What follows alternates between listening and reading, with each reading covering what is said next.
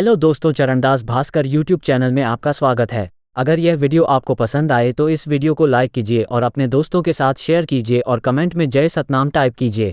हमारे चैनल पर पहली बार आए हैं तो हमारे यूट्यूब चैनल चरणदास भास्कर को सब्सक्राइब कीजिए।